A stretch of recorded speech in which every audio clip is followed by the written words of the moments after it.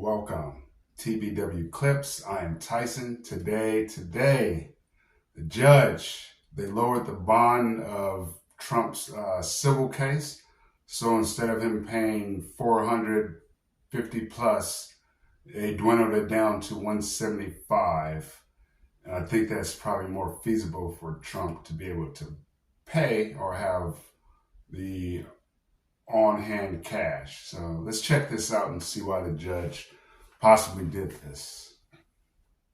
Minute, an appeals court reducing the bond in his civil fraud case by more than half to $175 million. The trial judge had set it at more than $450 million. Mr. Trump praising the ruling. What they do is they do election interference, which is court cases, and let's try and tie him up, and let's take as much of his money as possible. I respect the appellate division for substantially reducing that ridiculous amount of money. With no... So I think in a previous video, we were talking about how they were saying how Biden raised more money than Trump. So maybe there's some validity to what he's talking about here as far as them just trying to have Biden have more money. That way it will give him a better chance of winning. The more money you have, I guess, the more ads, the more influence you can have over people, more access, right? So, but, like I said before, the numbers speak for themselves. Whoever had the highest numbers and having money, I guess, helps with that, right? So they're trying to take his money away so he can't compete with Biden as far as having the money and the funds to continue to run his campaign. No lenders willing to cover the staggering penalty while he appeals, Mr. Trump was facing the prospect of New York's Attorney General seizing his iconic properties and bank accounts as soon as today, but now has 10 days to come up with the far smaller bond. Mr. Trump saying he has the cash and was pressed by NBC's Garrett Haake. And now that the bond's been reduced, are you going to start putting money into your campaign? Well, first of all, it's none of your business, frankly, but I'm not. The court found Mr. Trump falsely inflated the value of his properties to get banks to give better loan terms. His attorneys...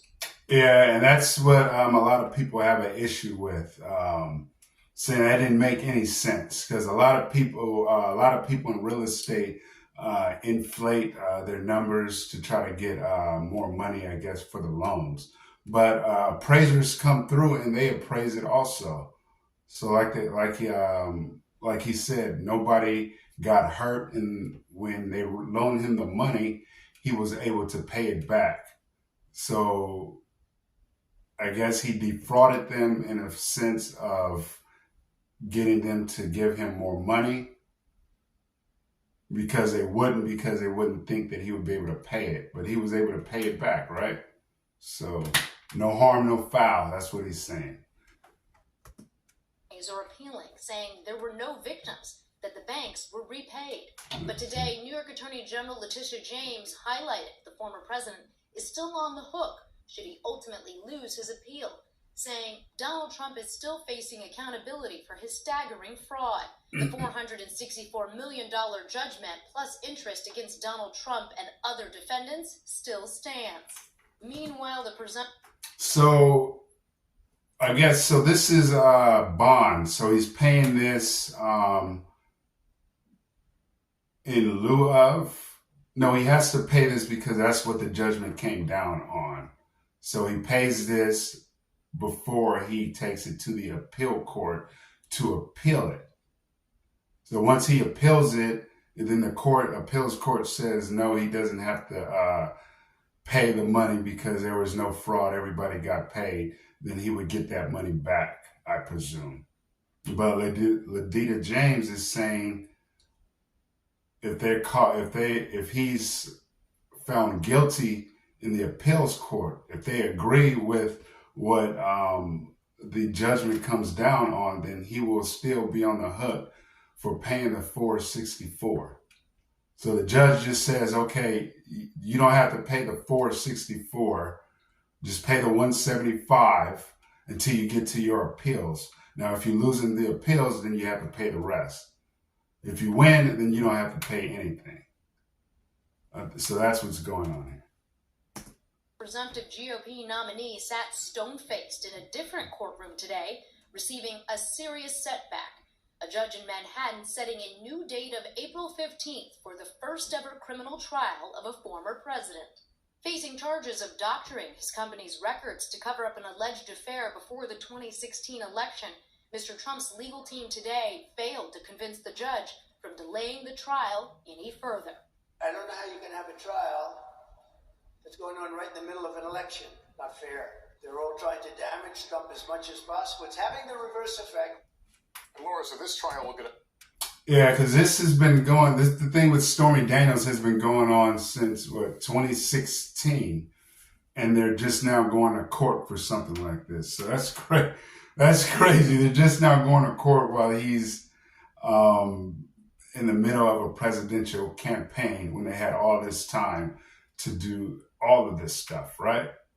I think, yeah, this was complained about in 2016, I think. Or at the latest 2020, I think we heard about it then.